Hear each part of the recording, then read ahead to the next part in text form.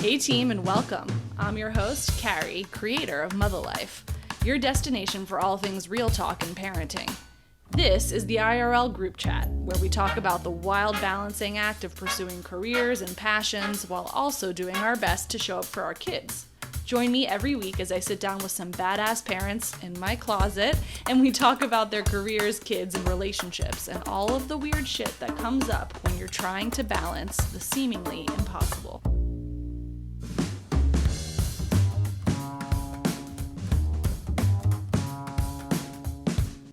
There's this thing about people who are on camera or otherwise recorded as part of their job. They kind of hate it. I mean, love it because they love to be doing what they're doing, but no one really likes to see how the rest of the world sees them because it's confusing. Sometimes what we see or hear is at odds with how we see or hear ourselves, and that's at best disorienting. But what I've found, 52 episodes, 1 full year of listening to myself and editing myself, is the more I do it, the more I'm okay with it. The more comfortable I get with the idea that there are multiple versions of me, and they don't all actually have to be reconciled at the end of the day. And on the other side, it's been 1 full year of inviting strangers into my literal home, baking for them, asking them to trust me with their lives and their stories. And when I look back on all of it, I am more confident than ever before that everyone has a story to tell. Even if they don't think they're terribly interesting, just showing up and being ready to explore who you are at your core, well, there's nothing really more interesting than that, in my opinion. So today's guest has big shoes to fill. She's watched more than 50 people show up and give their heart and their sincerity. They brought that here, and for our 1-year anniversary, our guest was asked to do the same. Listener, it's me. I'm the guest. This week, our longtime friend of the pod, creative producer, and 2-time guest, SOSUPERSAM, joins us to ask me all of the questions I've become so comfy asking everyone else. And damn, am I sweaty just thinking about this conversation. And also, thank you for being here with me. It's been an incredible 52 episodes, and I can't wait to see where the next 52 take us. Whether you've been with us since day 1 or you're just finding us now, you mean so much to me. You being here means so much to me. Okay, let's hang out. Share with a friend, like and review, you know the drill, and let's all pray my family doesn't actually listen to this. Okay, here she is. I'm Kari, and I'm just kidding. Welcome to Mutha Life. I was like, is she going to say welcome to my closet? Welcome to Kari's closet. Do you want to introduce what we're doing, or do you want me to pretend that I'm you? I'm sort of shitting myself. That's mainly what we're doing, which seems to be a theme. Yeah, I feel like that's been good for you. I should be shitting more publicly. What are we doing? What are we doing? So every couple of months, I ask everyone, like, who do you want me to interview? And the 2 most common answers are me. Oh, and people really be saying that. People be not saying just that. Me. Yes, you as chief among them, but it is a common response, as is my mom. Oh, and like yeah. my mom's not fucking coming on the pod. Like I don't have the stamina emotionally to do that with that's her. That's a deep one. Yeah. Get really love deep. her deeply, and also don't want her on the podcast. She was right on now. Your pod though. She was as a professional. As a professional, but not as your true mother. Yeah, we're not gonna open the Pandora's box. I love her. I mean, you have a close relationship with your mom, and also they're the most complicated. Yeah, very complicated relationship. Yeah, yeah, which is kind of weird to think about because now we're somebody's mom.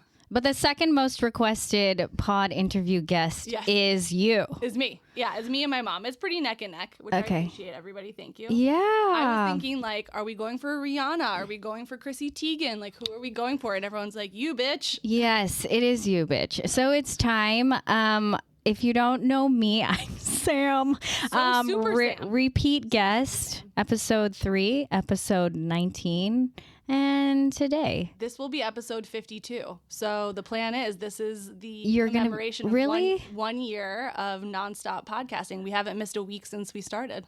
Bravo. Thank you. To your consistency. That's like half of it. That's most of it, honestly. It's a war of attrition out here on these mean podcasts. Someone just told me yesterday, it's like, if you do it long enough and try hard enough, you're going to be just fine. Something's going to happen. Yeah, something's going to happen. Yeah. Things are happening. Yeah. I say that to my husband all the time, Crosby, when he's talking about like writing is so hard, as you both know. The entertainment industry is so hard, and I'm like, I mean, if you do it long enough and you do it, like something's gonna happen. You might be writing children's television, but like something's gonna happen. It is a war of attrition. It's really like, for the most part, historically, it's the person who's still around. Yeah, that gets the thing. Yeah, it's because people just give up. Yeah, well, you're one of your previous guests. Is it Jeff? No, not Jeff Miller. What's his name? What's his job? The veteran.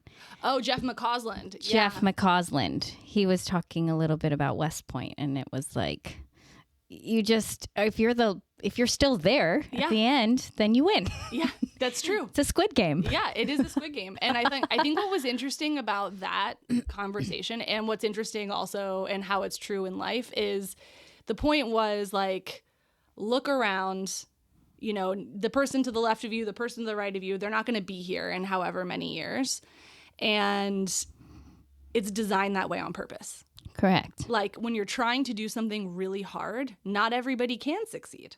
Yeah. And it's not even about talent. It's just about survival. Yeah. And listen, girly, you've got both. Thanks, bitch.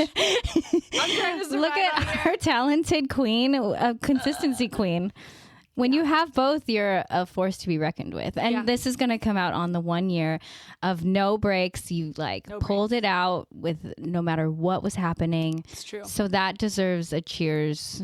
And you deserve your flowers. Thank your you, 1 year of flowers. It does feel like I've set up a system of like intense accountability, because I've just said like, well, I'm not doing that yet. And I'm sure I know people who are very deep into the game and have been doing this for a long time will re-release episodes, which I actually think is great, because there's so many new listeners now that weren't there at the beginning. And like, there are so many old, good episodes to listen to, but I'm not there yet.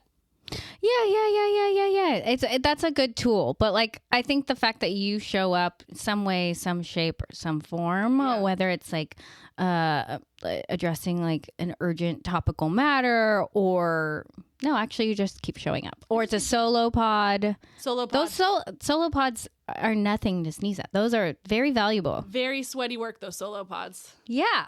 And that's honestly why I'm here, because you are the most requested guest, and I cannot, as your friend, let you just try to talk to yourself. Oh my God, that is so cringe. I know you don't even want to be in this seat right now, let alone talking to yourself.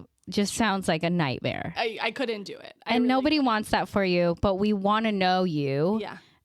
The mother of Mutha Life. It's one of those things where when I think about, we've had so many wonderful people on the pod who are still entertainers like yourself, who like always sort of knew they had that in them, or like grew up in a sort of environment where that was supported or encouraged in some way. And for me, when I think about myself and my other friends who are journalists, it's like we want to be in the news, like we want to be where the stuff is happening, but we don't necessarily want to be the subject of it. And this is going to be really interesting, because I am so curious if you can shut the fuck up and answer questions without trying to turn it back. I'm going to do my best. I'm so curious. This is a really fun exercise. Yeah. It was very funny also, like having like Whitney Port, for instance, when she came on, she started asking me questions, and I was like, whoa, I've lost control. You're like, ship. Wait a minute. Yeah. Of course you're trying to ask me questions. Yeah. And she's like, I can't help it. Yeah, exactly. When you do it for a living. But I'm going to do my best to just sit here and answer the people, aka Sam's questions. Yeah, I have a lot of questions. So welcome to the pod. I think you know what we do here. We're going to take you on a journey. We want to know about your parenthood, your motherhood. We want to connect that back to where you came from and little Kari. And so we're going to go on a ride. Welcome to the ride. Okay. And yeah, let's just see what happens. Oh my God. Guys, how are we feeling? If you are a regular listener, you will know that I clearly I have a spiel, clearly. Yeah. Which is so funny because every week I'm like, I'm going to say something different. And then I go back in the edit and I'm like, bitch, you said the same thing you said last week. Which is nice. Yeah. It's like, it's cute. You know what you're getting. Yeah, you know what you're getting. You know I know what I'm getting into right now. Okay, so let's start with Kari. Yeah. You were born in Tampa, Florida. Yeah. Florida girly. Yeah, hashtag Florida girl. But like not something I historically have massively embraced. Do you think you'll ever? Like, is there any redemption coming up for Florida that you can? You know what? Florida is much like America, filled with wonderful people that can't be just so closely tied to their leaders. So that's what I have to remember, right? Like I have wonderful friends and family who live there who obviously do not agree with the prevailing politics of Florida. Yeah. But growing up, I definitely was like, I gotta get out of this town. You knew since you popped out the womb, you're like, I gotta go. Yeah. I mean, a big part of it, I gotta go. Okay. So you're Tampa, y'all. Tampa, y'all. Also, do you know what it's called when you're from Tampa? No. You're a tampan. You're not a tampon? You're a fucking tampan. I mean, might as well be. Oh, gosh. Tampax, you want to sponsor, call me. I mean. Tampan? Yeah. Not Tampion? There's really no Tampion rhymes with champion. Yeah. There's no redeeming quality about it. I mean, listen, it was a great place to grow up. We're going to have to rebrand. Yeah. You call me Mayor. I don't know if you know who Mayor is right now, but it has had a glow up since I lived there. Okay.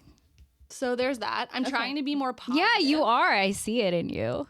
Good for you. It's like, I spent a lot of my adulthood and childhood being really like angry and rejecting where I was from. Yeah. And trying to get out. And actually, I have some good stuff came from there too. I came from there. Right. Like myself. So you came from that. What are some other things that you've discovered you like about that? Objectively, it has the best beaches. Like, when the beaches here are a dumpster fire. Yeah, like, and the water's fucking cold and it's not nice. So, like, it's not nice. Being able to go to the beach whenever you want. Like, the lifestyle stuff. Like, I really spent most of my youth outside. Really? Or if I was watching TV, it was like Nick at Night.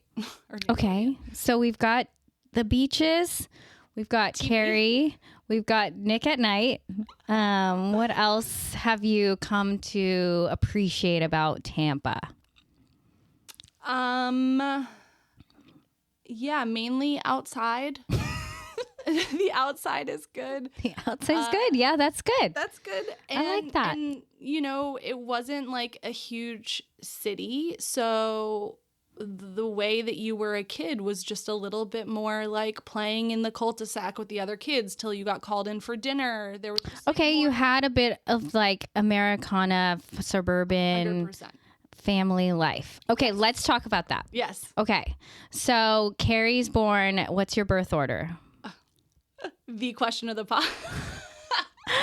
That's my first question that I wrote down. I was like, I get to ask about birth order. So I'm a youngest, and I identify as a youngest. Do you? In many ways. Okay. But not in some of this. So, I often say to other people about being the youngest is like, you're sort of in your own world. You get different parents than your parents, your kids, blah, blah. Your older siblings got. Different experience. For me, it was a lot of like, see me, pay attention to me. Like I'm here too. Yeah. Like I have interests because my brother was such a musical genius, and he was so clearly talented that I would think it was really easy for people to like see like, oh, this is his thing. And my sister was just a wild child. So it was less about like what her thing is and more just about like taming her and keeping her focused on an end goal. So they got attention in different ways, but they got attention. Yeah, and I kind of had to demand mine. Right. My mom to this day thinks the sun shines out of my ass. So yeah, was screaming for attention, screaming for approval, screaming for like anybody to think I was cool. Besides my mom, she was the given. Okay. So she's born third of three. Yeah. Baby Kari, Baby Kari. Tampa. Yeah. You're telling me about the Americana lifestyle, the suburban cul-de-sac, playing outdoors. Like, describe to me what that was like as young Kari. I was kind of one of those kids who had friends in all of the groups. Cool. I wasn't like, oh, I have my clique, this is my thing. I felt actually really uncomfortable with like the commitment of that. Of like, I am this kind of person. Okay, so you were kind of like a neutral, cool friend to all. Friend to all. Most of my friends were guys growing up. Okay. Having girl friendships came later. It's like starting in middle school, high school to an extent, but like a majority of my friends were guys. So tell me like what, because I also grew up like sort of a tomboy. Yeah. Is that even a term that we can use now? I don't know. I think we can use it, and also like it kind of doesn't matter anymore. Because no, there's such a spectrum that everyone's just like, you are whatever you are. Yeah, you are your unique combination of unicorns and robots, right? And like yes, exactly. Ninja turtles and rainbows. Yeah. I was like much more leaning towards like just sports. I just wanted to play. Were you like? And I played with a lot of boys. Yeah. Did you play with a lot of, like, were you outside? Yeah. How'd you become one of the guys? Well, childhood best friend, James, you know, like we hung out and rode bikes and whatever. But I think part of it was like when I became aware about like boys liking girls and girls liking boys, I was always so tall. And I had a lot of like Jewish people around me. So I was just a fucking oaf all of the time. And I think I was just like, I'm gonna befriend these guys so that I don't ever feel like I'm getting rejected by them romantically. Like now I think interesting. Okay. Like it was almost like a security mechanisms, a safety mechanism. Boys aren't as like judgy about like what you're into and what you like. It just felt safer. It felt safer. Girls felt really scary to me. They could be mean. They are mean and like, scary. So boys were easier to be friends with. And it was like, you know, my mom is a psychologist. Tell us about your parents. What do they do for a living? I am a total combo of my parents. Okay. I tell you this. So my mom is a psychologist. She was all through and through? Yeah. So my parents got divorced when I was 2. Yeah. Imagine that. Like I have almost a 2-year-old now, and I cannot imagine whatever you got to do, what's best for you. But it's the hardest stage of parenting. So I have a lot of understanding why things fell apart with 3 kids at that point. You're just in the slog for so long. So my mom's a psychologist. She went back and became a psychologist after my parents got divorced. So I like remember going to her graduation when she got her doctorate. I remember like seeing her write her papers and do all of that stuff. And in the meantime, she was teaching at a local university, like teaching English. And so she was always sort of like kind of academically inclined in that way. My dad is a pediatrician. Oh, wow. Okay. And so it's a very interesting dynamic because it's very mind-body, right? Yeah, totally. And one's mind, one's body. Yeah, and I'm very interested in both. Now we're at a place in medicine where we really understand the link between mental health and our physical health. And I talked about that on a recent episode with Jill Miller, just how important that mind-body connection is. And doctors really see that now. Yeah. Growing up, like what doctors are telling people to go to therapy. Yeah. They're not appreciating the value of therapy. So the fact that like my mom goes the other direction is like, I'm going to become a therapist is like, she's clearly screaming for some sort of healing that's not available to her. So your parents, I feel like that I see this connection because your parents are very academic. Yeah. They are accomplished. They are professionals. You watched your mom get her doctorate. You watched her write papers. You watched her go to school basically and achieve. Yeah. Do you feel like that had a big impact on you in your journey For sure. Yeah, because you've got lots of certificates. I love a degree. She loves degrees. I love a degree. I also got my doctorate like sort of later. I was very adamant before I got married that I was like, I'm finishing the doctorate first because I never wanted to risk not finishing it because life somehow got in the way, even though it didn't for her, obviously. I think that's so cool because I I'm a child of immigrants, and they didn't go to college, so I never saw that as like something I could model. Yeah. It was. So you just thought you would go get straight A's all by yourself. Yeah, like I didn't have a model to follow or something to observe. It just wasn't in my realm of possibility. Yeah. So I think that's really, I wonder how that would have shaped me differently if I had that, Yeah.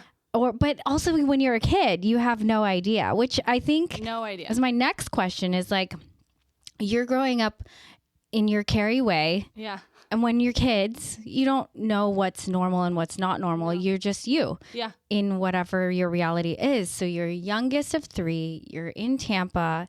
Parents are not together. Do they live in the same city? Live in the same city. For a long time, we did week to week. 1 custody. week on, 1 week off. Which is horrible, and I would not recommend that. I still recently, my mom was cleaning out storage, and she found my old bag I used to use to bring my shit back and forth.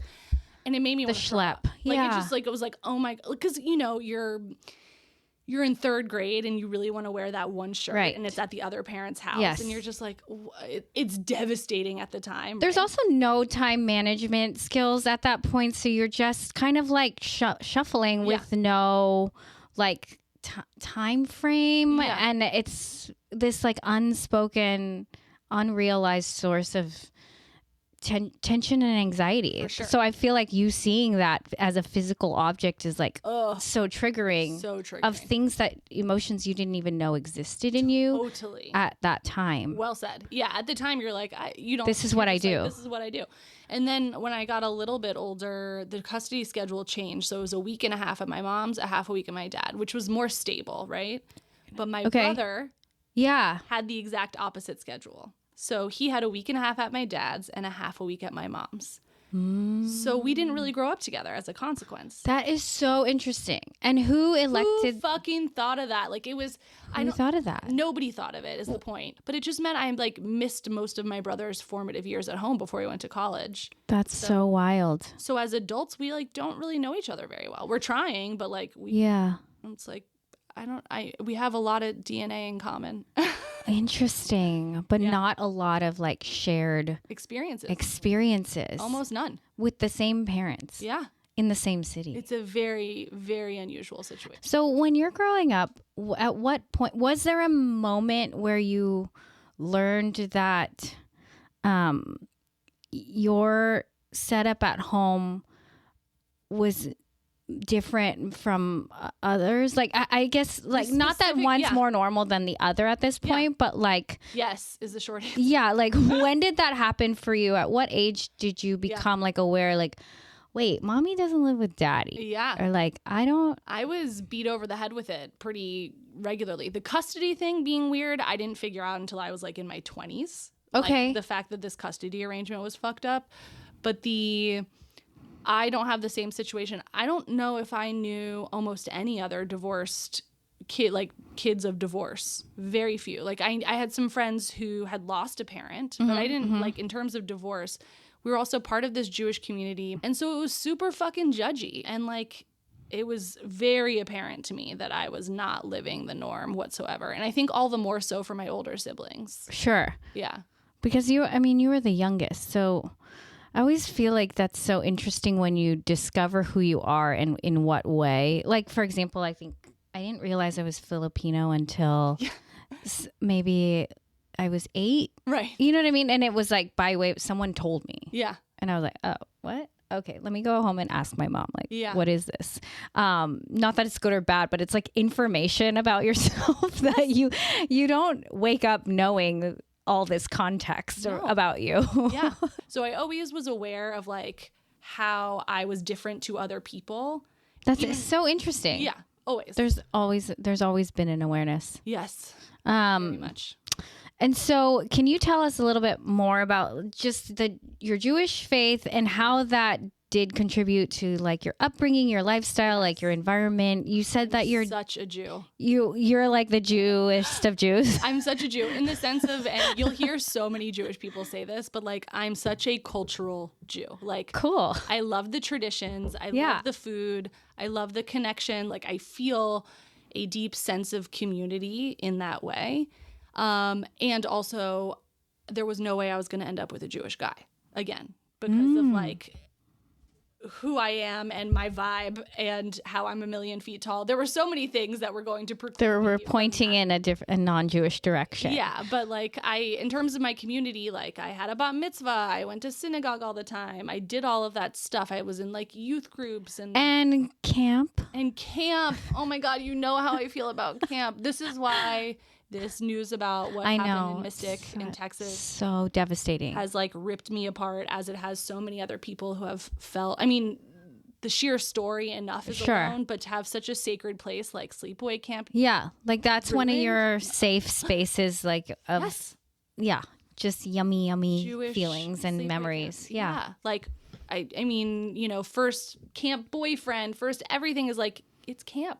It's like this. That's so cool. Yeah, you just get to be your own person. And my husband did not go to camp and a sleepaway camp. And he's like, doesn't really get it. I didn't. I don't know. But when I hear you talk about it and when you connect with people from that era of your life, like you are just glowing and warm inside. And I'm like, wow, like this must have been so cool. Because you made all of those relationships on your own terms, not mediated. Like you, at least at the camp I went to, shout out Blue Star, you at the beginning of your 4-week session, you decide like, what activities am I going to do? Mm-hmm. Mom and dad don't have any motherfucking input. Yeah. Like, you just decide, what am I going to do? I guess I'll do archery. I guess I'll learn pottery, whatever it is. And you're totally in control. Yes, there's a schedule and whatever, but like you get to decide how to fill your time and what you're going to wear. Yes. There's a sentiment that I often describe this as. It's, I'm just doing hood rat shit with my friends. Yes. So like that feeling. I'm just doing sleepaway camp shit with my friends. I'm just, because it's you and your friends and your life. Yes. And it's a beautiful escape and it's safe and it's absolutely amazing. And you do that every year? For like 10 years. And then I was a counselor there. Huge part of my childhood. Huge.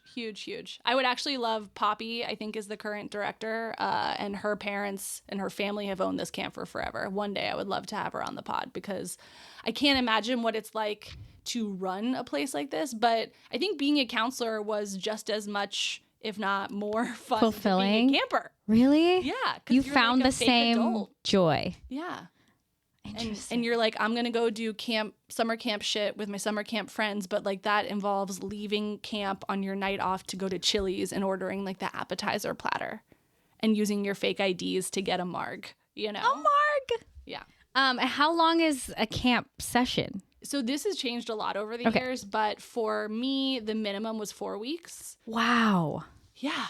I know. Can you imagine saying goodbye to your kids for 4 weeks? Not right now. No, not right now. No, yeah. And now they have shorter sessions. But for then, and at that camp, it was 4 weeks. And then there were the season kids who would go for 8. What were you? I was a four week, just like a session kid. And then there's season kids. If any of you are listening, you know who you are. You're fucking wild. Like these kids are, by the end of it, it's Lord of the Flies. Yeah. They've just unmoored and untethered. Oh my for 2 gosh. months. Right. Yeah. They've like probably made their own clothes and they're eating leaves and that they're they're cool. The coolest. They got really good care packages. Just the best. Wow. Oh yeah. Cause at that point, when you're gone that long, you're getting mail. Did you get care packages in the 4-week session? So my parents, both working professionals, were not so good on the care packages department. And I I'd come home and be like, guys, this is fucking embarrassing. Like, it's embarrassing showing for the. And now I'm just like, oh my God, there was so much that they were doing. Yeah. And whatever. No idea. But at the time, I was just like, Belinda, shout out Belinda. I know, maybe I'll send this to you.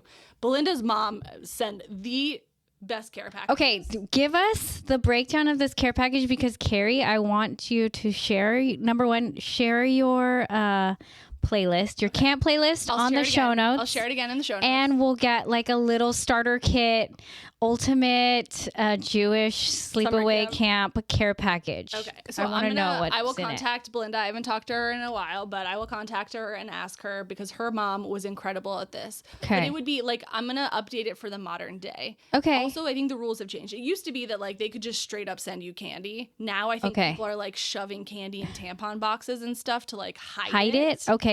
But at the time, she would get like this like big tub, and you'd open up the tub and imagine there's like Labubus inside or Right. whatever. No, give us the 90s. Okay, it would give be us like, the 90s. There'd be like a Tamagotchi and some trolls in there, or like some toys, like high value toys.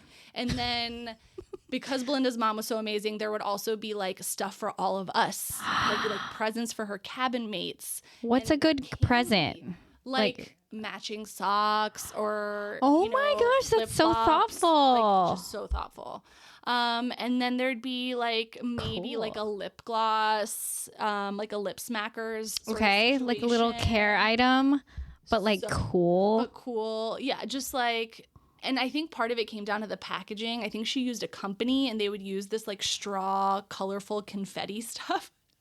Anyway, at the time, we would all just gather around and be like, what's in Belinda's box today? That's amazing. So good. Because I feel like as moms, I always wonder when I send Daisy to preschool, I'm like, did I pack her a cool lunch or is this like a not cool? I wonder like how it's perceived by the kids. So, but Belinda's mom must have known. She was like, I'm the fucking coolest. Yeah, she with knew. My flip-flops for the cabin. Mom has she had it going. Totally. Was there any food or you can't candy. send food? She was sending candy for sure. And maybe like, I don't know, like stuff that not candy, but like chips or whatever. But do you send a book? Is a book lame? Not a book. What's wrong with you? A book? Who's reading a book? I don't know. I don't know what's at camp. What about like a journal? No. Maybe a new Crazy Creek. A Crazy Creek. What's Crazy Creek? Excuse me?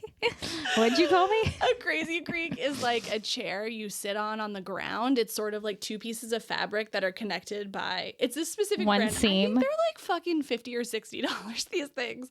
But everybody had their, and like for me, I always had a knockoff one from Target or whatever.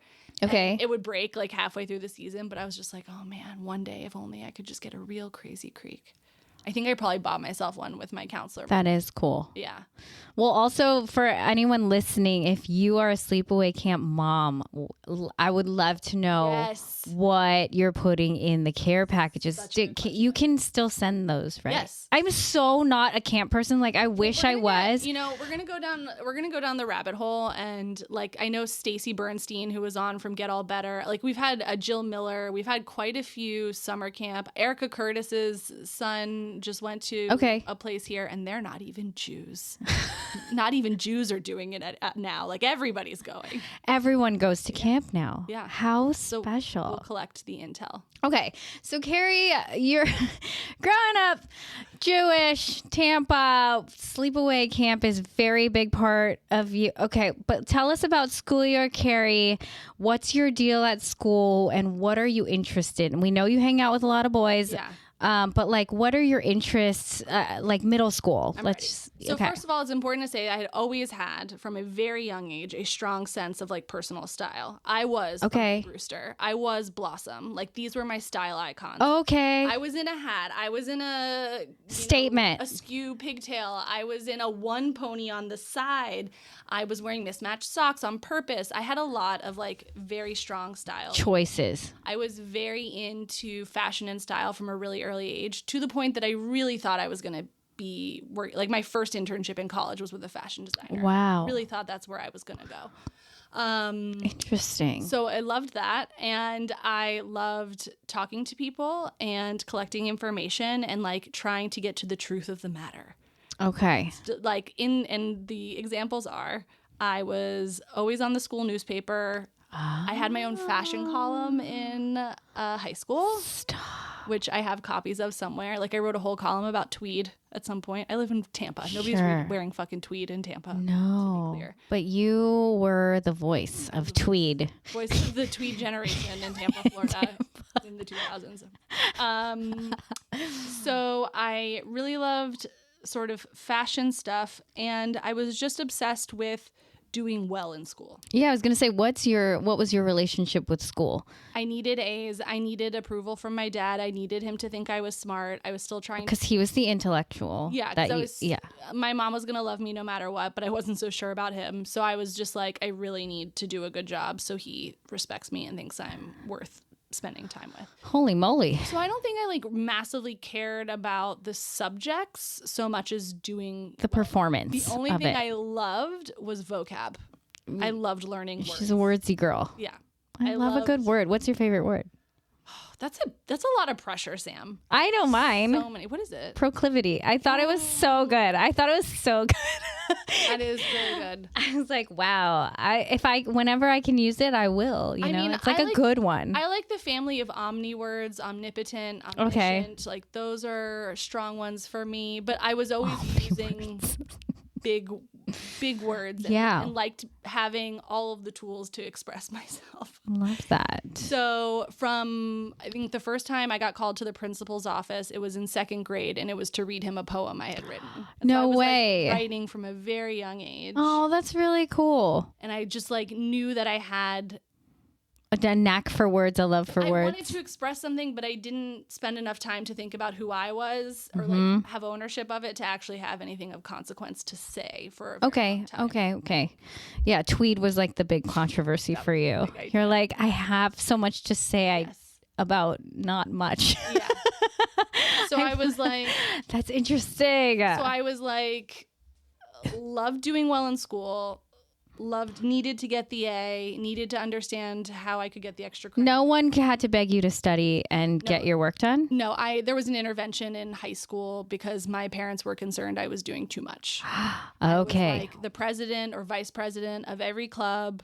You were? Okay, so you're overachieving extracurricular hoe. Be busy and not be thinking about like how unstable my family felt, I think. So you found an anchor in school. Oh yeah. That was like your rock. Huge. I was like captain of the rowing team. I was like the class elected speaker at my high school graduation, not the valedictorian. I went to somebody else who truly, I don't know, he went on to some Ivy.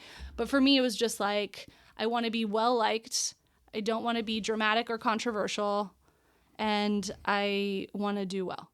That is an excellent path to take. Yeah. And you're like, this is going to be my outlet from my unstable family situation. Yeah. But it sounds like your parents kept you pretty consistent with school. Did you shift around a lot, or were they very, focused on keeping you at the same schools? Yeah. And if my parents weren't spending money on fancy limited to sweaters or whatever, it's because they were spending money on tuition at a private school. I went to public elementary school and then a Jewish middle school and a regular secular private high school.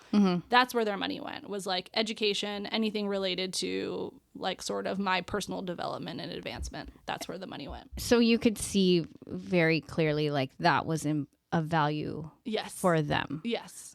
Both of them. I was very aware they paid for my college, and I was very aware of how much every credit cost. Yeah, and how important it was to them for you to be educated. I did not fuck around in college either. Like I did not miss a class, which now I'm like, should have fucked around. Yeah, should have fucked around. But I just was like, I know how much it costs to be here. It is such a privilege to be here. I'm not. Wow, the awareness. Yeah, I think it came from being reminded also. Oh. I think the Constitution at our household said it. Especially like my dad wanted me to go to the University of Florida on a scholarship, and I was like, I'm getting the fuck out of here. I'm not studying journalism in Gainesville. Okay. And interesting. Thusly, I was extremely aware of how much it was costing them. Holy shit. Yeah. And did you do a lot of your own like college prep, like, or was that part of your curriculum at school? Like, did that? Oh yeah, what was that class that the Princeton Review? Yeah, Princeton Review. I did that. I'm a terrible test taker for all Are of you? my like. You've probably taken so many tests. So many tests. Would you rather write a paper or take a test? Write a paper. I hate writing papers. I'd write a paper. I love scantrons. I will like. Nothing makes me want to like shit my brains out like a scantron. And I'm like, ooh, okay. Timer's on. I'm just like, let's go. I don't know. I guess it's C. Like I just black out. And I'm just really? Like, I can't. It feels so consequential to me. I can't do it. Never have. I hate of sitting at a blank page. Yeah. That's why I actually think I did pretty well when I did my master's and my PhD in the UK, because the way they examine there is very different. So I feel like what we're seeing from you is like, it tracks. Oh, yeah. Your life is tracking. It's tracking. I think it's like only now that I am almost 40 that I'm like uncovering and figuring out which parts of that I'm okay with and which parts of that would you like, oh, I was just trying to go with the flow or make everybody happy or da da da da da. Like I should have like shaken shit up a little bit more. You know, well, it's never too late to shake it up, baby. Should have been sexually promiscuous, all of these things. That's the next thing I want to talk about because you do allude to this a few times. Yeah. Where you are sex scared. Can we talk about that? Like, what is that storyline for you? I think there was no like sitting down and talking about the birds and the bees in my house in any way, shape, or form. So being the Harriet the Spy discovery journalist that you have always been, so how did you discover it? How did you uncover this information? Sister. Okay, your sister. And my sister, like, is she is my number one fan and I am obsessed with her and we could not be more different in every respect. And I think she's an incredible person. And also she's a sibling and like knew how to get to me, right? So she would kind of like, ooh, voodoo you a little bit. Some of this stuff. And she was super comfortable in her body and like didn't give a shit about. I just thought every decision I made, sex or otherwise, was so consequential. I can't smoke weed in high school. I might be president one day. What if I get caught? I was literally thinking things like that. Or like, I can't have sex. Like, what if I get pregnant? That would ruin my life. Like, every decision felt so big, serious. I wonder why. Yeah, I think I was just focused on like I want to start over on my own terms, and I need to make sure that like my foundation is so solid. I know it's too much. So pressure. Responsible. So unfortunately irresponsible. So unfortunate. I'm down to get irresponsible. We 40s. need, this mushroom journey that you keep trying to manifest. There, like guys. you're gonna go. We need you to do it yesterday. I know it's coming. It's coming imminently. Very soon. Yeah. Maybe you just need to throw a mushroom party. No, I want a guru. I want to like. Okay. Set and setting, so important when you're taking mushrooms, according to research. You need to leave of course I've researched town. it. No, you need to leave town. Yeah. You need a guide, a mentor. We need this perfect backdrop, everything. Good weather. Do you know that you're like significantly less likely to have a bad trip if your eyes are closed? Why do you know this? Because I read a whole book on, it's called How to Change Your Mind by Michael you Pollan. need to just stop reading. Yeah, you just need to train wreck, like just once. Just once. Never met her. Don't research it. The thing.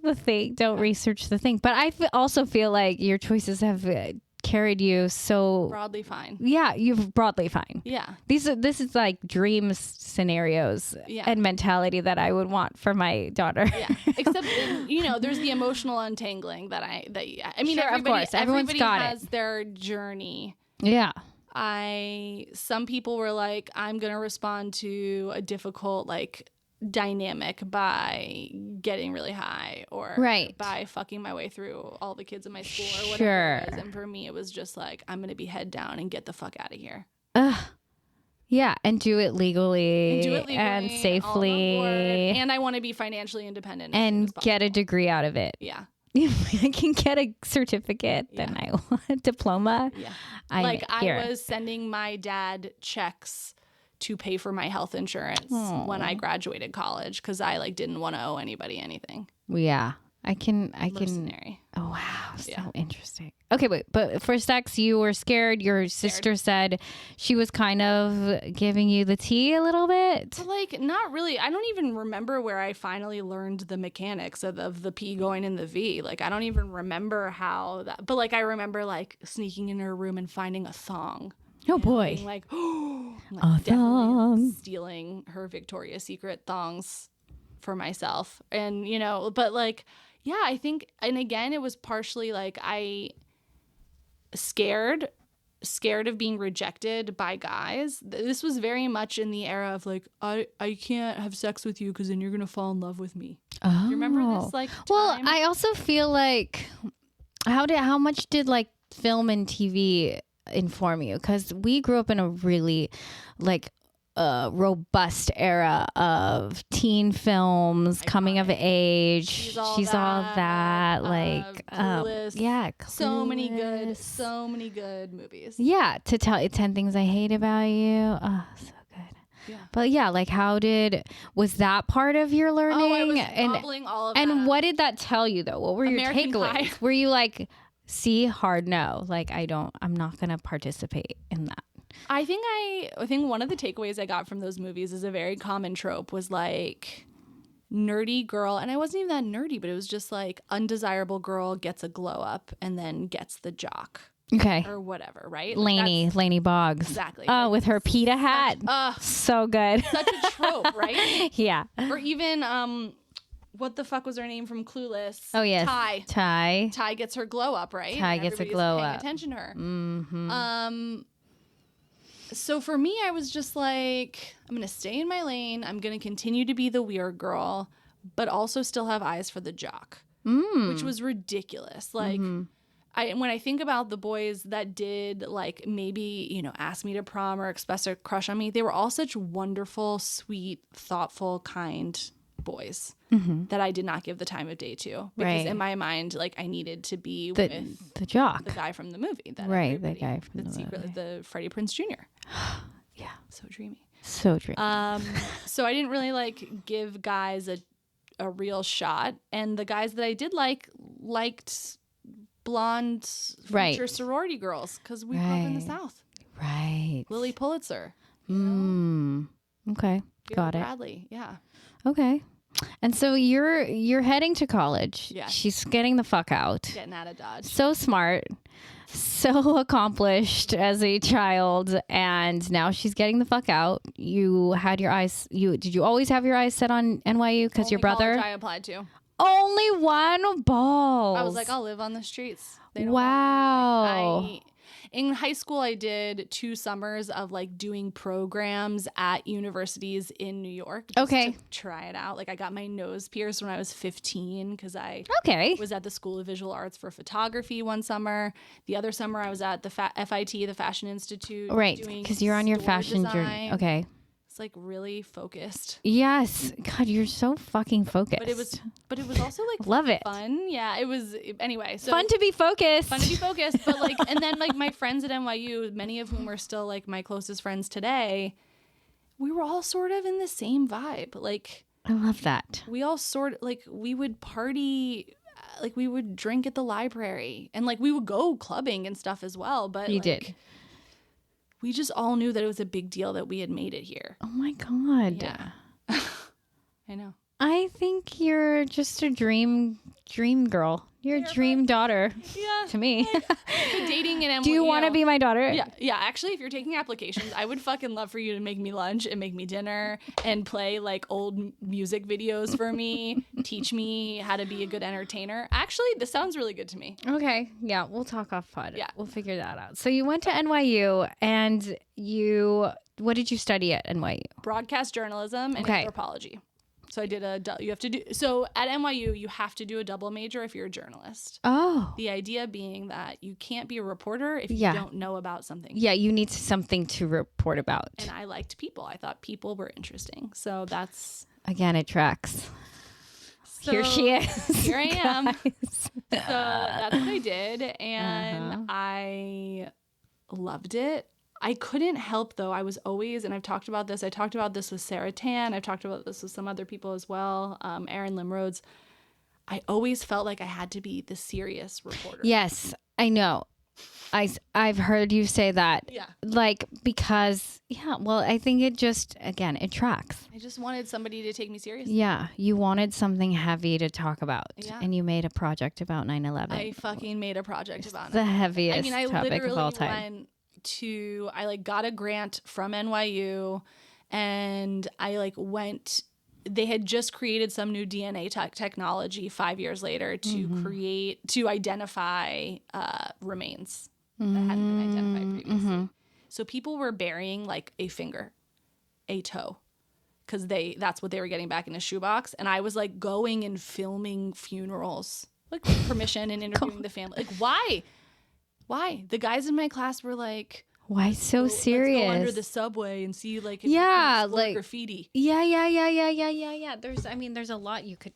There's a lot you could do in New York, but yeah, you chose the heaviest. I mean, my first 2 internships, it's important to say, were with a fashion designer who I'm still close with to this day, a menswear designer, and at a luxury jewelry brand.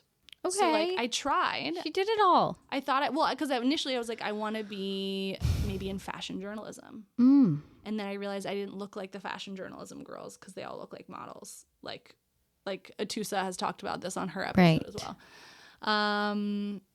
So I then I interned at The Daily Show. I was like, ooh, The Daily Show, if I could pick a job for myself to this day, I think it would be being a correspondent on The Daily Show. Amazing. Yeah. I think you still have it in you. Funny. Thoughtful, okay. Good mix of like relevant and funny. Well, we need to talk about this because it's so interesting, everything you were saying about your childhood and what you've identified as. And I think the biggest discovery, personal discovery for you and in your life is that you probably never thought you were funny. Or not as funny as you were smart or something. Like it just was sort of back burner. I think funny is how trait. I was likable. Okay. Like imagine me in high school not being funny and being that driven and that whatever. Nobody would have wanted to be my friend. So you're always funny. I was always funny, but I was never like a performing arts theater kid. And so I feel like in that way, maybe you didn't think there was like a place for it in like in my story I was telling myself. Yeah. Yes. And did your parents think you were funny? Like what? I think I kind of think my dad mainly thought I was annoying and like was constantly told. So you knew you were annoying. I knew I was annoying, and like that's the feedback I was getting from my brother, and my sister was just like, "Oh, you're so innocent." And then my mom's just over here being like, so it was I'm getting a lot of mixed messages here. The reviews are mixed. The reviews are mixed, but like I broadly knew being easy to be around was going to, if I could relieve social tension, like, make people get along. That was a skill set. That you did know you had. I knew I had. You didn't know the super like extent to the potential of your funny and like how it could actually play out as an adult or otherwise. I was always on swim team, always called in to give like the pep talk before the swim meet. So interesting. So like I knew that I could amp people up and get them excited. And I knew that I had that, but I just like didn't realize that I could like really go for it myself. Yeah. Or like create a world where your professional pursuits also combined with your humor. I just was like, I'm trying to figure out how to get paid and have a salary job and like not ruffle any feathers and somehow become incredibly accomplished. So I'll get approval. And I'll be easygoing after work and with my peers. And then they're kind of a competent personality hire. Yeah, this timeline of your funny and then the rest of your life, they haven't converged yet. No, this is what kind of where we are right now. That's so fascinating. Convergence is here. Oh, it's arrived. Discharge. Pooping out robots. Shitting our brains out. We're here. And so she's out in the world. She's left Tampa. She's in New York. She's pursuing a double major. You're doing internships. Yeah. It sounds like you're discovering a lot of different things professionally that you might want to pursue. Yeah. And that takes us to after school you wanted to do. So I knew I wanted to be a reporter. My last semester in college, when I was finishing my like thesis documentary, I started working a paid job at CBS News Radio. Okay. This is when podcasts came out, and this is also when Twitter came out. Okay, like 2008. Yeah, 2008. So I was like working on the desk, and when you work on a desk in a newsroom, your job is to help move information from one place to where it needs to go. So if you have a reporter in the field and they're sending in what they've just collected, you're making sure that the chief has it or whatever. You're moving things around, you're connecting people. And I was like, I want to be more in the story. Like, I want to be a reporter. And I went to the head of CBS News. I don't know if I've told the story on here. And I basically said that, like, I want to be a reporter. I know I don't look like the news girls or whatever, but like, this is what I want to do. And I think going to someplace like sub-Saharan Africa would be really amazing. I think there's a lot of incredible stories to tell. I went once. It was a very transformative experience.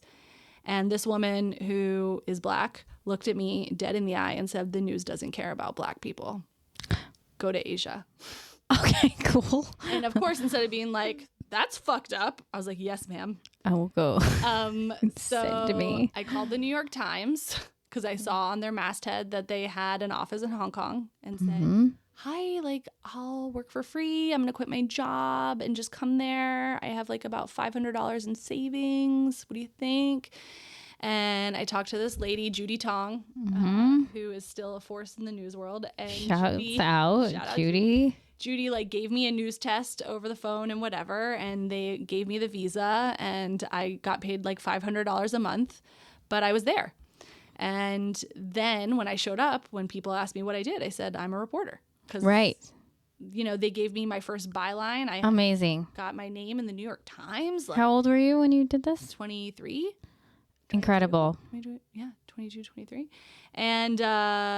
And then, like, you know, I had friends working at Time magazine, and so I got a byline in Time, and I was just like scrapping it together. I was doing radio dispatches, CBS News. My old employer was like having me report on the, you know, anniversary of Tiananmen Square, and it was an incredible experience. That's huge. Yeah. And you're like part of the New York, basically you're the New York literati gone abroad, which I think as someone who is a big fan of like publishing and had my stint in New York, I mean, there is nothing more illustrious than being part of the New York literati. And that must have felt really cool. Did it feel cool? It felt really cool. Did you know? It's always the thing is like, it was two things. It was one, I was really scared about being broke, and I was really teetering on that fine line. I was living in a pretty shitty apartment when I got there, like with roommates. Hong Kong, you have to live like this. Yeah. You're also like comically tall. So it's like. The whole thing was like, I would go to a shoe store and people would be like, go away. Like, this isn't for you. This is before Amazon did it. So I was scared about being broke. I was living in this shitty apartment. Kind of scared. Like, I had roommates that I didn't know, and like they were kind of shady, and it just felt sort of scary. And a friend of mine, Fong, hi Fong, Fong, who was like a super serious, accomplished lawyer, was just like, why don't you come live with me? How much can you afford in rent? And I said, I don't know, $500 a month or whatever it was. And she's like, oh, that's so interesting. That's actually what I'm renting my. She totally just made up a price, right? Right. And so I moved in with her. It was the best thing to ever happen. That's so nice. It made me feel so much more safe. But I looked around and my friends just had this like grit or lack of fear about money that I didn't. Like some of my friends, Kayla Webley, who's the deputy editor at Elle currently to this day, Emily Rauhala, who's the Senate correspondent for the Washington Post, John Foley, who's now he's at the Financial Times. These guys, like, they weren't scared about the money thing, and I was scared about the money thing. And so I think there were two things that caused me to start to veer away from this thing that I loved. One was being scared of being broke. Two was, I think one of the things I wanted to get out of the Hong Kong experience is I wanted to feel very viscerally challenged. Okay. I wanted it to be hard. Okay. And I got there and it didn't feel hard. Really? It just felt like, I can do this. Oh. And so then I applied to go to the Peace Corps. Oh. Because I was like, that's going to be viscerally hard. Pivot. Right. Like, I was like, I want to know what it's like to be hungry, what it's like to be cold. Like, I want a challenging experience. Okay. And, like, being able to order McDonald's at 3 a.m, ain't it? Right. Oh, right. Yeah, well, there is this, like, level of, like, unrealistic luxury in Hong Kong, too, where you're like, huh? Yeah, you can do that. Yeah. Yeah. So as hard as it is, you're also in, like, it's also a pretty safe city. It's like it's like a Disneyland. It's yeah. The only obstacle there was money, right? Right. So I applied to the Peace Corps. I get accepted. Okay. I get assigned to Ukraine. Okay. And I'm getting ready to go. I like say farewell to Hong Kong, even though I had a great time. How long had you been there? A year. Wow. And then I got an amoeba. This is where it always comes back to shitting people in southern China. My mom came to visit me to help me move back. Okay. We went on a joyride around southern China. Oh no. I got really sick. Oh no. And I came back. Luckily, my mom was with me. I came back and I was like doing better. And the Peace Corps had called to finalize some stuff. And I had ended up back in the hospital in New York because something wasn't right. And they fired me because you have to be in like perfect shape, health, whatever. And I was devastated because I've still never had. I mean, maybe somebody should just take me camping at this point, honestly. But like, and it's no accident that one of my favorite TV shows is Alone. Have you ever heard of the show? No. It is a show about people surviving completely by themselves. Oh, okay. Anyway, so I never had that challenging chapter, but I did learn a tiny bit of Russian and Ukrainian. Okay. And went back to New York. Wow. The mission that got away. The mission that got away. Do you, how often do you think about that? Not that often anymore, but anytime I hear somebody speaking Russian, I'm like, that could have been me. I'm like, ya не понимаю, which means I don't understand. So now you're back in New York after a whirlwind of Hong Kong and this potential to go join the Peace Corps, and you got really sick, and all of a sudden you're back where? In Florida, New York. I'm in New York. At this point, my mom's living in New York. Okay. She's back and forth. I can't remember, but she's sort of around. Okay. With my stepdad. But I rented a room in a place on the Upper East Side and started working for like a very serious publication that worked on like geopolitics. Okay. Really intense. Okay. And you're there as a journalist. I'm there as a like an editor. Yeah. Editor. Okay. Editor. Yeah. Mm-hmm. $35,000 a year, baby. Yes. Sounds yummy. At what, 25? In New York, yeah. Yeah. 35K. Yeah. Yeah. And is that what led you to go back to school, or did you? Okay. I was like around all of these incredibly smart people who really knew their shit. And I had just been in Hong Kong where I was observing the impacts of the economic crisis on the environment. So I started applying to master's degrees, specifically in the UK, in part because I did not want to take a standardized test. Okay. Right. Scantron. Fuck the Scantron. So I went to the School of Oriental and African Studies, SOAS, which is part of the University of London. Okay. And that was the beginning of my 7 years in the UK. 7 years in UK.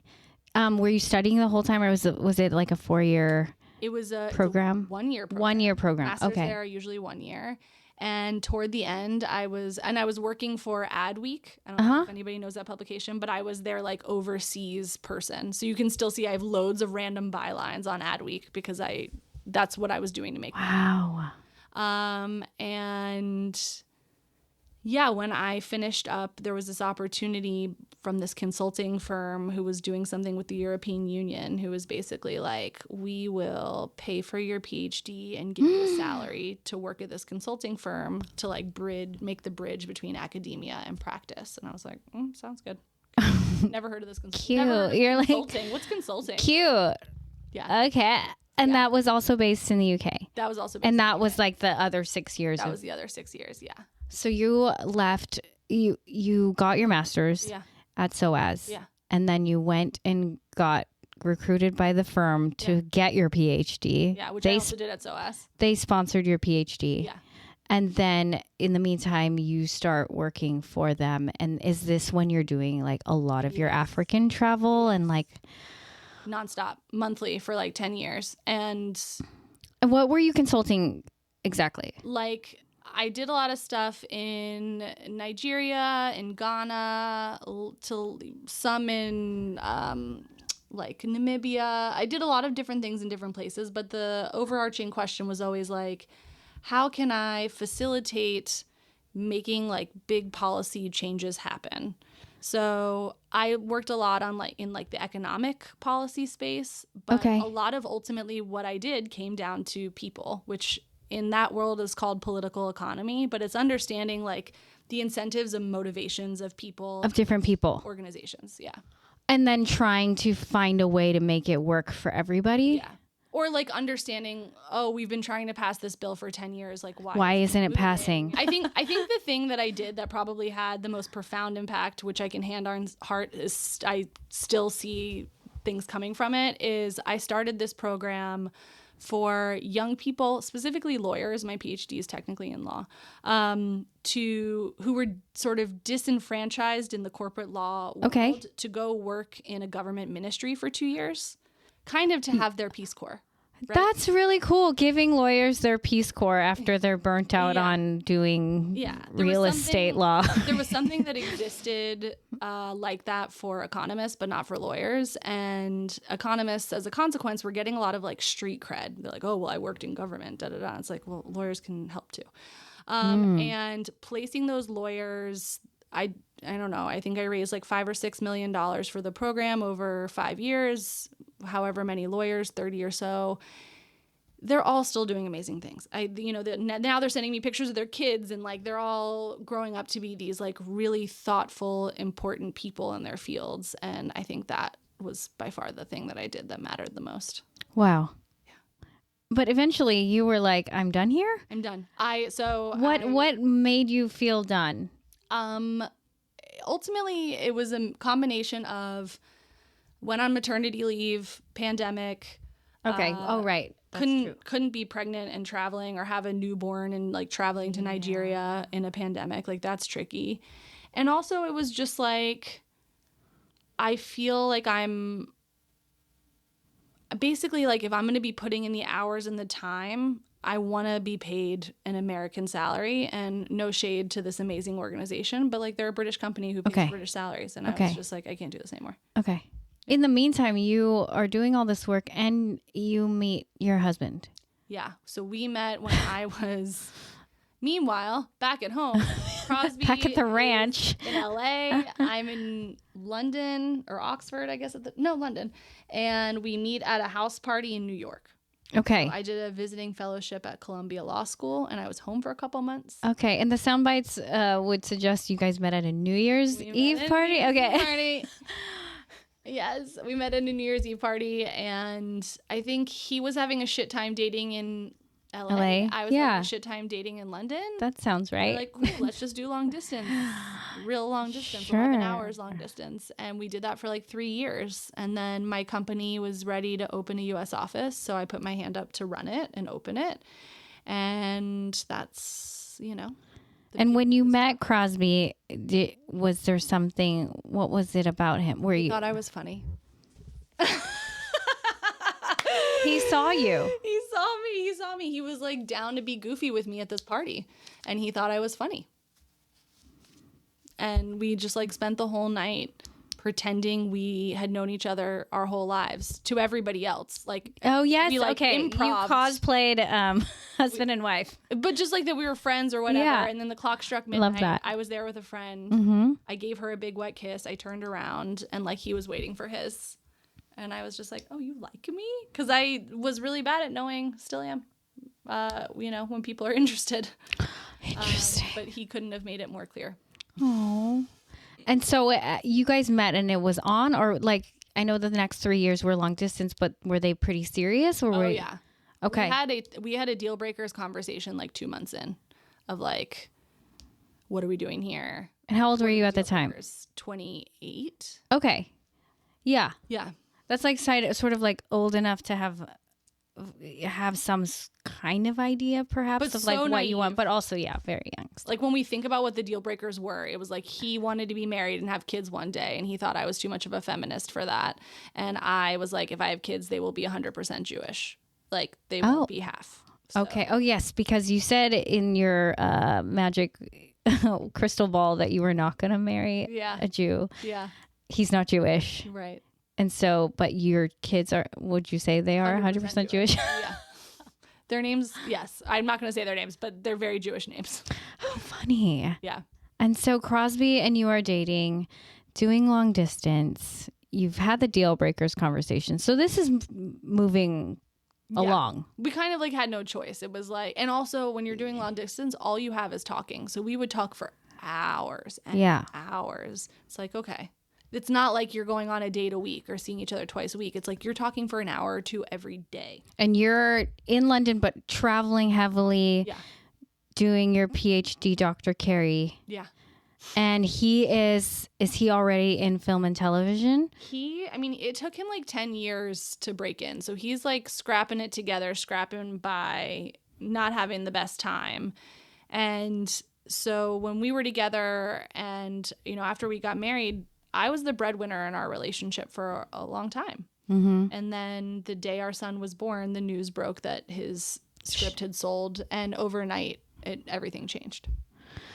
I think it's important to note, and I know we've been talking heavily about your travels and your education and all that stuff, because I feel like you're in this chapter where you're very focused on discovering, learning, researching motherhood, the people of motherhood, the mechanics of motherhood, the culture of motherhood. You're in your anthropology era of motherhood. But it's really fascinating. I think a lot of listeners have always been curious about like Dr. Kari, something you're almost reluctant to even write down or admit. Like, I want to cry because I feel like this is like it's such a huge part of you. Huge part that like this closet may not represent even a small percentage of what your life was for so many years. And that has been the hardest part of moving to a new place. Kind of a mind fuck, no? Yes. Okay. Because I got here and it was like, oh, I'm doing some consulting on philanthropy stuff. Oh, I'm working with a friend, da-da-da-da-da. And it's just kind of like, especially here when there's a lot of smoke and mirrors and people, a lot of bullshit, people like don't know what to believe and who to believe and whatever. And so they're just like, you're nice and whatever.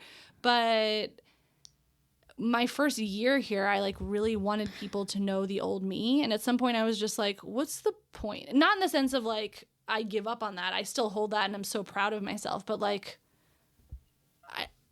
how am I going to casually bring this up in a conversation without this sounding douchey? Truly, I am born and raised and currently reside in Los Angeles, California. And I have to say, like, your whole CV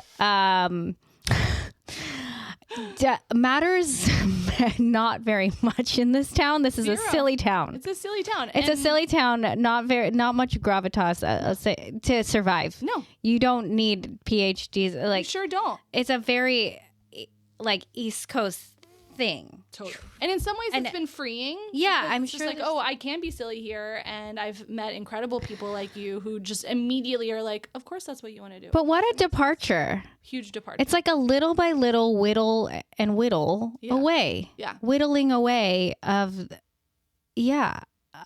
which I guess is very liberating. It can be, yeah. But it's also very complex. Like, I feel like there must be other feelings around it. Even when I saw my friends in New York, when we were just there. You were just there, yeah. Just there. And I saw, like, my freshman year floor mates that I'm still good friends with. And they both looked at me and they were like, you're doing what you were supposed to be doing. Because they were with me the whole way, right? So, like, for them, this is a culmination. Like, they get it. They're like, of course you're doing this. Whereas, for people here, I think they're a little bit like, and this is a job? How? Right. Like, I'm going back to the roots of not being scared to be broke for a minute so that I can build to something that, financially and professionally matters. It's all, because everything tracks when you look at like who you are and like your childhood and all these things. But like also it must be so revolutionary, I think, inside of you as well. Yeah. Because you're pulling out parts that were dormant or like you didn't even recognize as a quality that could be valuable. I kind of feel like I've been training for this my whole life. Yeah. I just didn't realize. Right. Yeah. because all the skills are there, the curiosity is there. Like you are very much here. It's just, but it is so different than your work in Namibia. Like super different. But all of that has led here. Totally. It's kind of cuckoo. It's pretty nuts. I mean, it's cuckoo and cool. Yeah. It makes sense in so many ways. Yeah. Now I'm here, but I couldn't have, and my whole career has kind of been like that, where it's been like, it makes sense if you look backwards at it.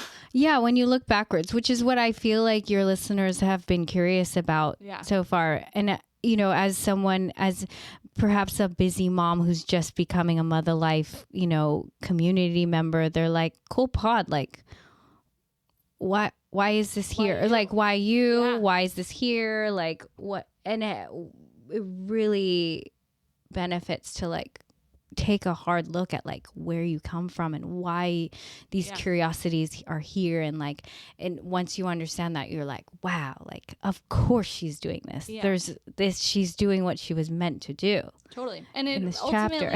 Ultimately, the real genesis for this was like anger. Like I became a mom and my husband had this big career success at the same time. And like overnight, nobody gave a shit about me. We care a lot about pregnant people, but once the babies come out, like, as we know, like everyone's interest in us pretty much flatlines. Mm-hmm. And as somebody who had been so proud of my career, who had worked so hard for this doctorate, whatever, nobody gave a flying fuck about me anymore. And that made me angry. Mm-hmm. And I was just like, where am I supposed to park all of this part of me now that all people want to talk about this? And as I talk to other parents, and not just moms, dads too, like struggle with this in different ways, like we all are just trying to be seen for our whole person.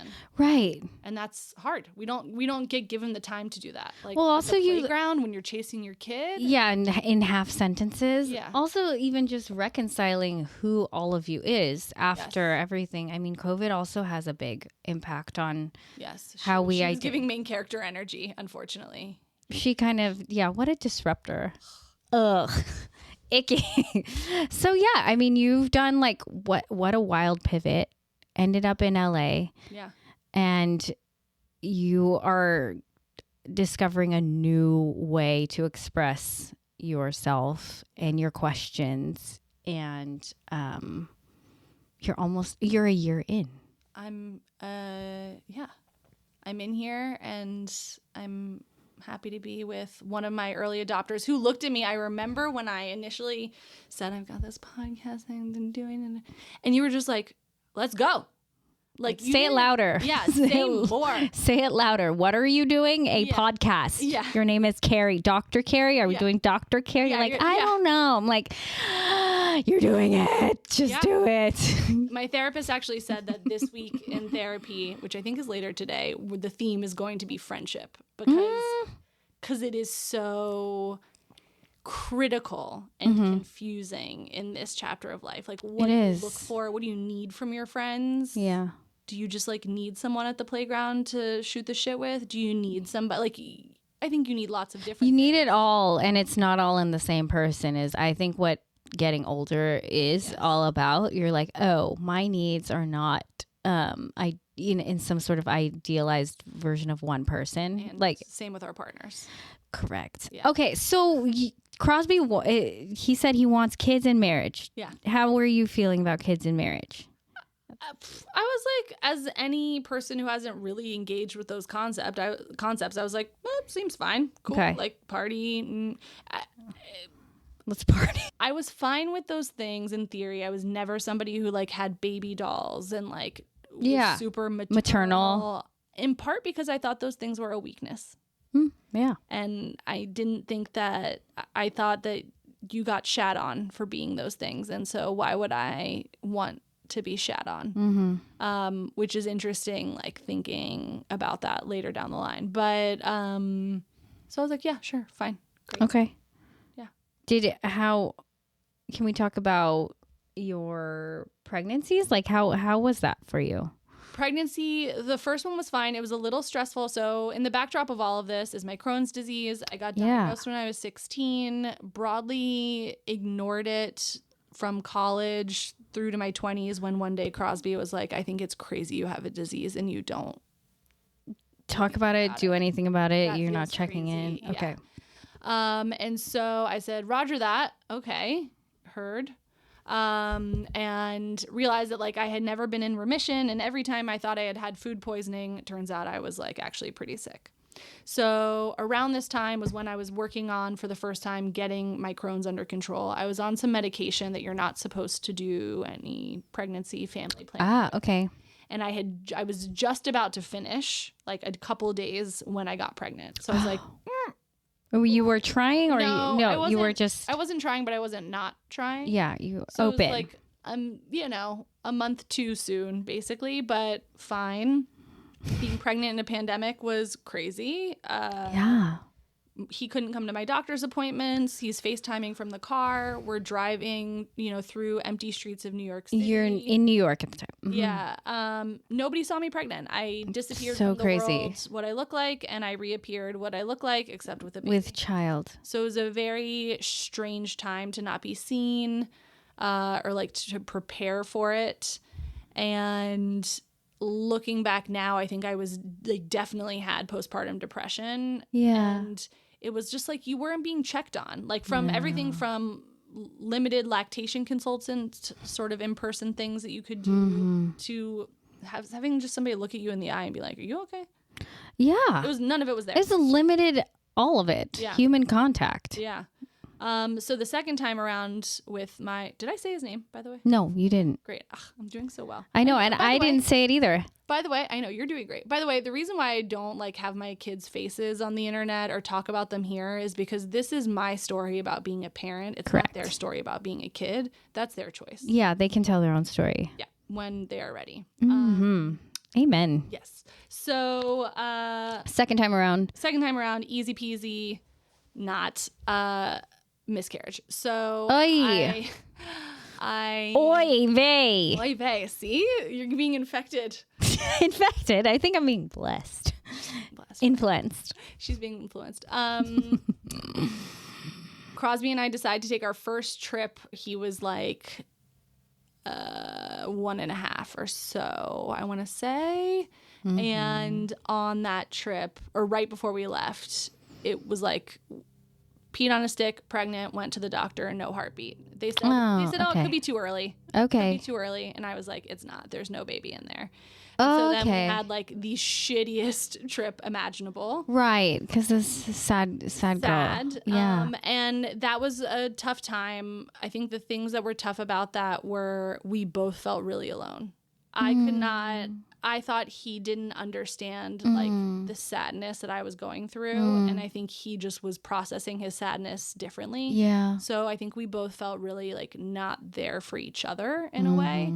And it was a friend of mine who I'd been texting with who had also just gone through a loss. And she was like, it's not that he doesn't care. It's that he's also really sad. Yeah. And he has to process it. He has to process it too. It's just like, no. So if, you are going through that or have gone through that, do your best to hold that. I was really mad at him. Basically, there's a theme where something hard happens and I get mad at Crosby. He's the closest warm body that I can be mad at. Yeah. Sorry, I love you, bub.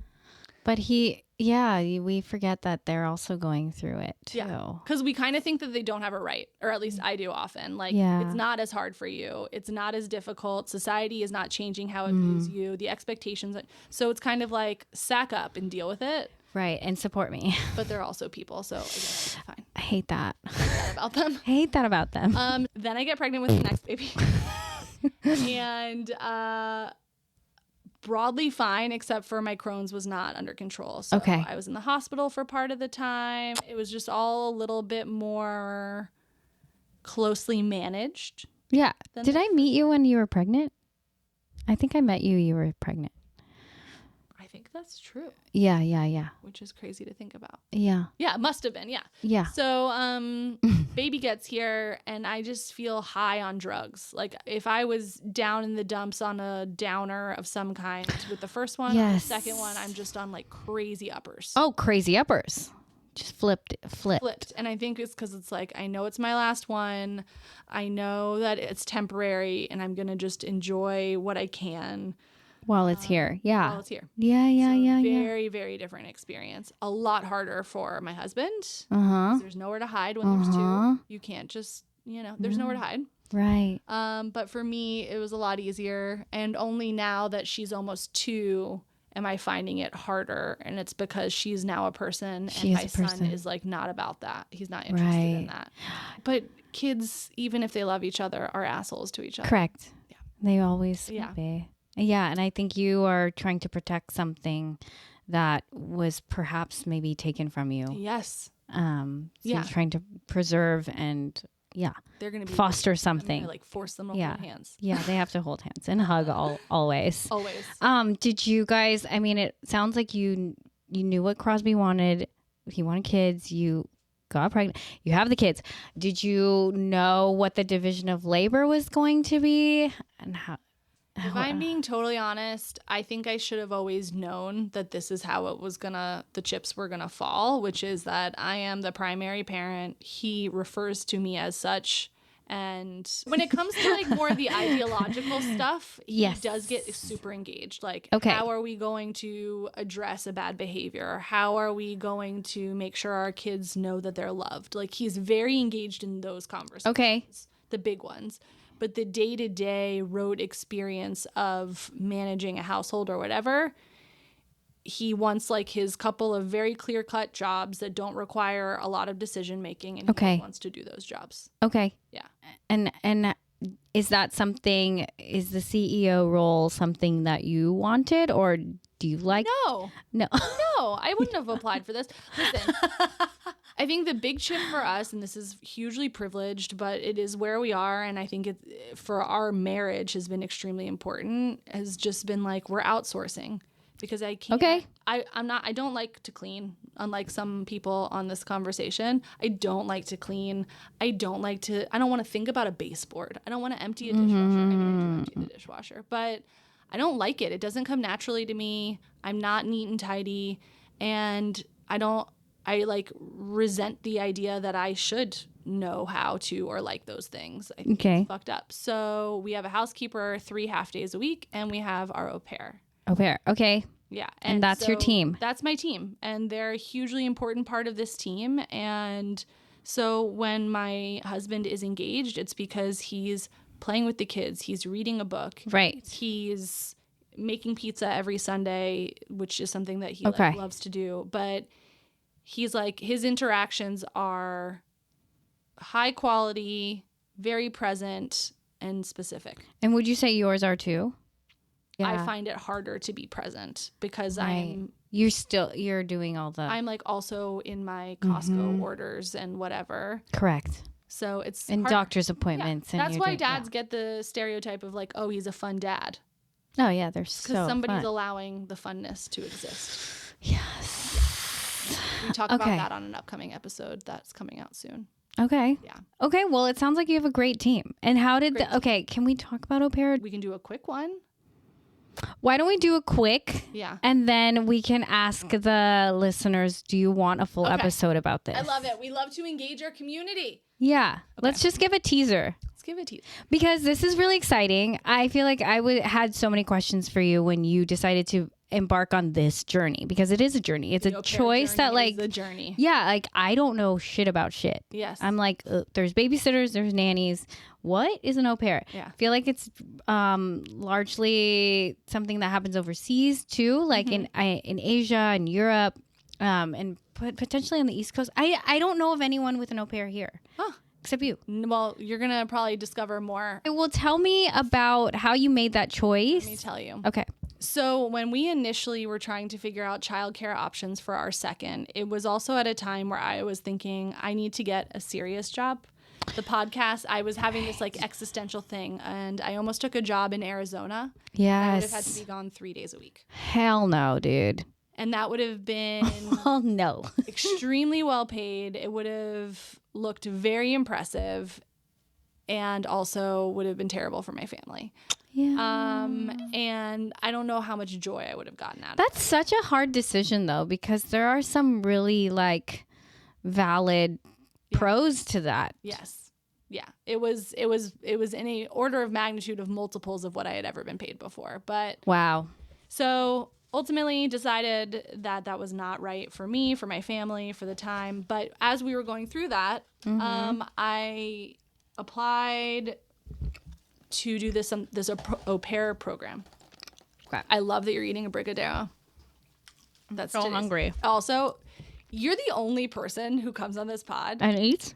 and eats. I think there was a banana and Yeah, apple. I didn't bring a fruit this time. Yeah, well, what you just put in your mouth, that's going to be a real journey for you. It's very chewy. Love it. Anyway, so the au pair program is a U.S. State Department visa-specific program for people under the age of 26 who want to come here for up to 2 years and work in childcare. They live in your home. You pay them a nominal stipend weekly. They have requirements. They have to meet school credits, and you pay for all of their food and sort of taking care of them while they're here. It's a very particular type of childcare. I think people naively think, oh, it's cheap. It's cheaper than getting a nanny or a babysitter, which it is cheaper. It is cheaper? It's cheaper. Okay. But you have someone living in your home. Right. You have a responsibility to take care of them. And this Right. is about cultural exchange. Which tracks for Kari. Tracks for me. If I, Kari, can't travel the world anymore, I'm going to bring the people world to me. Here she is, guys. When you're dating and you're swiping through profiles or whatever and trying to figure out who's going to be your person, it's a very similar experience. Everybody has profiles and you're interviewing, and there's a lot of information available on forums and stuff. And I have my own take, which at some point I'll write down. But for a particular kind of family and a particular kind of au pair, it can be perfect. We got extremely lucky. I'm obsessed with our au pair, Maria. She's cute. Person. She's thoughtful. She's a great roommate. I will never do this program again. You're not going to get lucky like that twice. Right. Okay. And it was an intense, long process, no? You have to, it's kind of like a dry run in having a 20-something-year-old child. You have to take them to get their social security card. Their driver's license. You know, when they're homesick, right. who's going to be the shoulder for them? I know. Oh, there's some emotional support as well. I think if you're doing your cultural support. Yeah. I think if you're doing your job well, you should give a shit about your player's well-being. And I've heard a lot of stories where that is not the case. Yeah. But it's been incredible for our family. The bond that she has with my kids is beautiful and so sweet. And it's good for this chapter of life. I'm glad that we're doing it. We eat a ton of Brazilian food now, and for that alone, I'm grateful. And it's they are a full-time position? 45 hours a week. 45 hours a week. And it's up to you to figure out what the breakdown is and the timing of all that? So each Friday we have a meeting and we go over the schedule and feedback. She can give me feedback. I can give her feedback on how things are going. Rarely do we actually have concrete feedback. I might say oh, hey, when the baby's sleeping, would you mind going through the clothes of the bigger kid? And, I can give special projects. Whatever. Okay. They have to have a day and a half off a week consecutively, and once a month they need 2 full days off. And they can't work more than a 10-hour day. More than a 10-hour day. It's regulated. And that's regulated by the State Department visa. Do you have a person at the state who's what is that? Agency in the middle. Social worker type of? So there's there's an agency called, we use Cultural Care, which is a very popular one. And they sort of mediate between everybody. They check in with us monthly. They check in with our au pair. And before you get your au pair, they come to your house. They want to see where they're going to live because they have to have their own bedroom. So it's a wonderful program, but it's super particular. Yeah.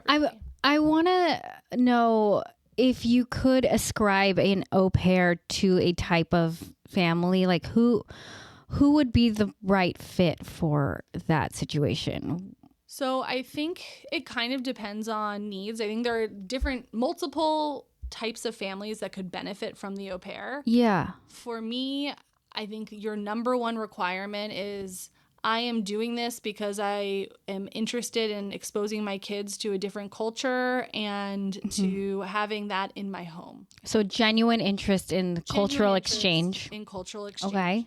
Most of these women, you know, they do a year and they have a choice whether or not to renew for a second year with your family. Most of these women do not renew for a second year with their same family. And often, informally, I hear from other people, it's because, like, that part is a miss. Yeah. They feel left out. Like, they don't feel included or whatever. They don't want to be with you all the time. They're young people who want to go enjoy wherever you live. Right. But, like, it's nice to feel invited. Yeah. They're not having dinner with you every night. Like, that's a misconception. So that's something that really needs to be considered. Yeah. Okay. So, and then the other thing is like, you should have the space for them. So a space. Yes, of course. Like a physical space. A physical space. And you should also have other people in your constellation that you're also drawing on to help you with your kids. Okay, so that can't be the only well you're tapping from. Yeah. Okay. Because it will get tapped. Is there an age range of children or number of children that you think this would benefit? I think from 6 months up. I just, you know, like, these are young kids. They're amazing. They have a variety of experience, but, like, caring for an infant is a particular sort of thing. They do have, like, a limit. Like, they can't be any younger than this age. The other thing I would say is with the driving thing, if driving is important, you need to make sure that they are absolutely unequivocally good drivers. Yeah. There's a lot of, and I don't think she would mind me saying this, like, our au pair was amazing. She was super honest with us up front. I don't drive. I would love to learn. I would so much rather that than someone tell me they know how to drive and show up here and have never been in a fucking car before. Right, That happens a lot. Car crashes are not uncommon in this population. So, like, you do need to have some thick-skinnedness and some patience. Like, get them driving lessons. Make sure that you're investing in them the thing that you want out of them. Or don't lean on the driving as part of the aspect of their work. Yeah. Oh, that's so interesting. And you are entering your second year. Yeah.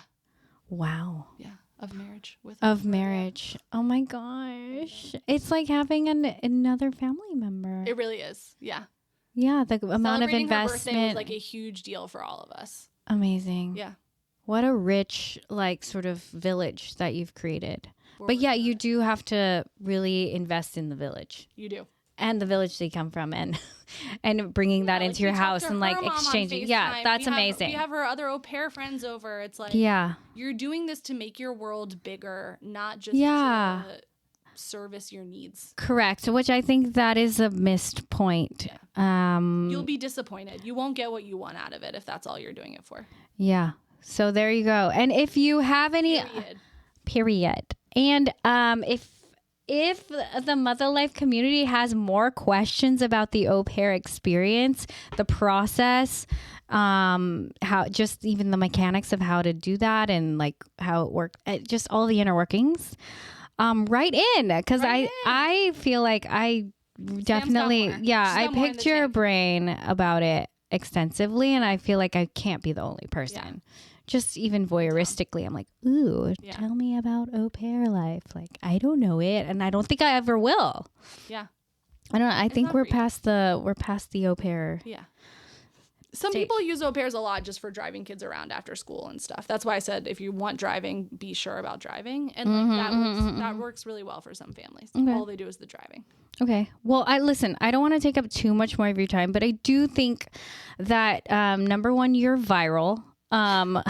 Because of your Crohn's. So follow Mutha Life on TikTok, but also, like, could you just expound on the why of Mutha Life? I feel like that is really crucial to hear from you. We see you clocking in every day without a miss. We know you're a consistent queen, but really the why. Yeah. The why for me is because I had this moment of only being seen in a one-dimensional way, and I know that I'm not alone in that. And I think the more that I can provide a platform for people to see each other, not as experts, not as pros, but as just, like, complex, varied humans who are just the function of their experiences, it just makes everybody feel less alone. I feel less alone every week by having these conversations, and I want to bring people into that world with me. Yeah, I think that you have such a curiosity about the topic, and you are so willing to lend your skills and your time to finding out every fucking perspective that exists on it. And I think that you do that really wonderfully and really boldly. What am I supposed to? And funnily, humorously. So we get to see you're funny the way Crosby saw you're funny when he met you. But yeah, I love that you're just so down to tell all stories and to make people feel like their style and their choice in motherhood and parenting and the choices that maybe they didn't get to decide as children themselves, that they're all valuable and valid. Yes. There's no one way to do it. And in a world where everybody is trying to be unique and special and put out something that says, look at me, I'm just trying to say, look how similar we all actually are. And isn't that a comfort? Yeah, there's so many ways to do it. And I feel like parenting especially is it's a tough lane to be in because there's so many right ways to do it. There's a couple wrong ways to do it, but mostly right. Yeah. It's just like what is working for you and your family. And I think that you've given a lot of people a voice and a platform to just share what's true to them and so specific to them. That may not work for everyone, but it works for them. And that deserves, to be heard. We listen and we don't judge. We listen and we don't judge. Is that a Mother Life tenet here? It's a TikTok. She's viral, you guys. She has 14 million views on her eating a robot for Crohn's disease. Yeah. Yep. So what's next for you? What do you think? You kind of told me briefly who's going to be your next recording session. And I was like, ooh, I don't know if it'll come out chronologically to when we're recording. But I guess my question upon hearing that is, what's next for you? What do you want? What do you want to manifest? And who would be the most interesting Mother Life guest for you? God, that is such a hard question for me to answer. In terms of what I want to manifest, this is not a hobby for me. I am in a startup phase of a business. And I think it's important when people hear their favorite podcasters talking, they're getting paid to be there or they're trying to get paid to be there. And I can do that with the support of my listeners and my wonderful community by just liking and reviewing and sharing with friends. That is the thing that you can do for me. I would love for this to be my full-time job. And when I say my full-time job, I have envisioned IRL events. I want to bring people together in a way that we do in the closet, but on a scale. I want to come to your company and moderate a discussion and talk about stuff in an open and welcoming way with colleagues. I want to do all that. So that's really the next chapter for the pod. And in terms of guests, we have some amazing ones coming up. And who would be my most interesting? It's tough. I am super interested in people who live extremely public lives and are extremely committed parents. So I'm not interested in celebrity for the sake of celebrity. I can talk to anybody, and I've had the privilege to talk to a lot of really impressive people, but somebody at the top of their game who can talk about how that is so challenging and confusing and the tug of war that is nothing could make them more relatable. And that's who's next. So Michelle Obama, probably. Michelle Obama would be great. She's got a new pod out, which is wonderful. Yeah. But yeah, there's a lot of just putting out some feelers. But I talk about Rihanna a lot. I talk about Chrissy Teigen a lot. I talk about a lot of these women who are being public about their motherhood and the challenges. Hailey Bieber obviously is an enigma in her motherhood. Yeah. And in her personhood. But Kylie Jenner, I think, is an interesting person too. Well, Kylie Jenner is interesting because she was a young mom. And I think there's, the pros and cons that come with that on top of her whole life. So there's a lot of people that I'd love to speak with. I'd love to talk to a Jason Bateman, who is gone a lot, but is also as present as he can be as a dad. judging from Smartless. Lots of potentials. I would love to talk to. I would love to talk to. I would love for you to talk to. I want some cross-cultural perspective. I know that we've done a lot, or we've. Here I go again, pretending I'm Kari. No, but I think there's been a lot of Americans, sure. You get cross-country stuff a lot, which I think is really interesting. But yeah, I would love to hear like outside like perspectives, European perspectives, even Asian, just even in the way of like the care village and like how they approach everything. Like if any of you have recommendations or suggestions, let me know. I will think about my network of people. I am super interested in, for instance, like Scandinavian approaches to parenting, Asian approaches to parenting. So that is a really good shout. I love that. And then, I'm excited for what you're going to record tomorrow. Thank you. It's going to come out before this, so look out for the Bennett episode. Okay, it's going to come out before. It should come out before this, yeah. Okay, listen back to that one. I loved it. I already loved it. Oh, I have one more question. Can I please? Yes, ask it. Okay, I wanted to know what principles do you carry into your motherhood? What do you think? We knew that your parents were very serious about education, and it's fair. It looks good on you. Yeah, thank you. Let's say she's decorated. Yeah. But yeah, what are like the big? Do you have like a top three? I want my kids to know at all times that they're loved, and that even when they fuck up, I love them. And even when I'm mad at them, I love them. And by the way, a lot of these things come from podcast guests that I've like collected over time. I constantly remind them of what Lisa Weinbaum reminded me, that my job is to keep them safe, to teach them right from wrong, and to prepare them for the world. I use that every day. I use that every day, and I really focus my approach on those things.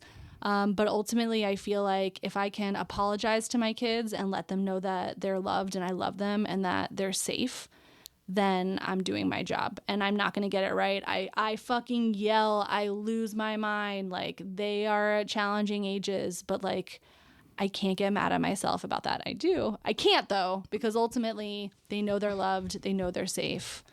And I'm doing my jobs the best I can. Yeah. Okay. Period. Okay. Well, this has been another episode of Mutha Life. With special guest Kari Selander and me, your ghost host, Ate Sam. So Super Sam. Bye. See ya. See ya. She's in the hot seat. How did I do? I think you did great. I'm sweating. Team, I need your help. If you love it here, please like and leave a review on your favorite podcast platform. Subscribe to the Substack for full access to this episode's show notes and join the discussion. And of course, follow me on Instagram at Mutha, MUTHA.life for a daily look at all things Mutha. Thanks for listening. Be sure to tune in next week for another Chat in the Closet. This podcast was produced by Mutha Life, music by Ronan Landa. See you next time.